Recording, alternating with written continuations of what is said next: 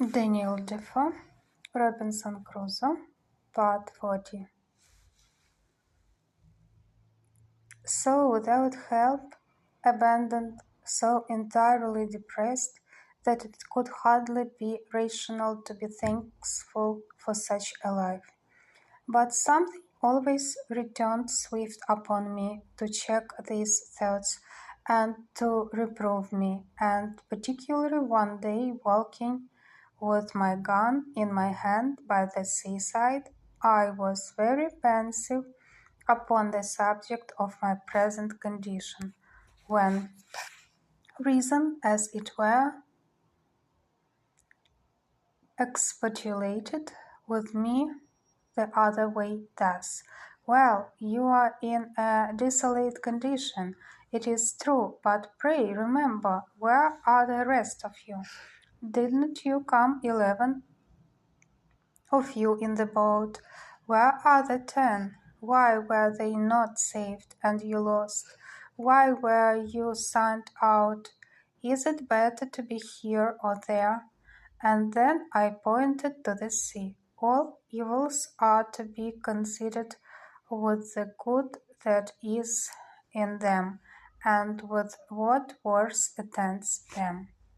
Then it occurred to me again how well I was furnished for my subsistence, and what would have been my case if it had not happened, which was 100,000 to 1, that the ship floated from the place where she first struck, and was driven so near to the shore that I had time to get all these things out of her. What would have been my case if I had been forced to have lived in the condition in which I at first came on shore, without necessaries of life or necessaries to supply and procure them? Particularly, said I, aloud, though to myself, what should I have done without a gun, without ammunition, without any tools to make anything or to work with, without clothes, bedding a tent, or any manner of covering? And that now I had all this sufficient quantity, and was in a fair way to provide myself in such a manner as to live without my gun when my ammunition was spent, so that I had a tolerable view of subsisting without any want as long as I lived, for I considered from the beginning how I would provide for the accidents that might happen and for the time that was to come, even not only after my ammunition should be spent, but even after my health and strength should decay.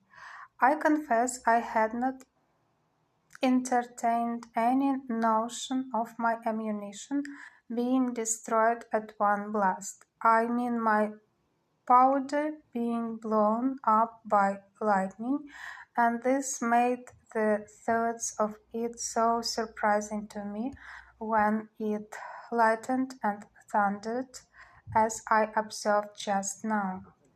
And now being about to enter into a melancholy relation of a scene of silent life, such perhaps as was never heard of in the world before, I shall take it from its beginning and continue it in its order.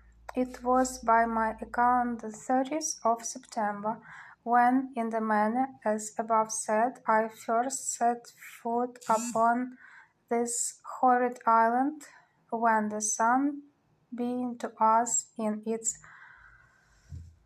autumnal equinox, was almost over my head, for I reckoned myself by observation to be in the latitude of 9 degrees 22 minutes north of the line. After I had been there about 10 or 12 days, it came into my thoughts that I should lose my reckoning of time for want of books and pen and ink, and should even forget the Sabbath days. But to prevent this, I cut with my knife upon a large post in capital letters, and making it into a great cross, I set it up on the shore where I first landed. I came on shore here on the 30th of September 1659.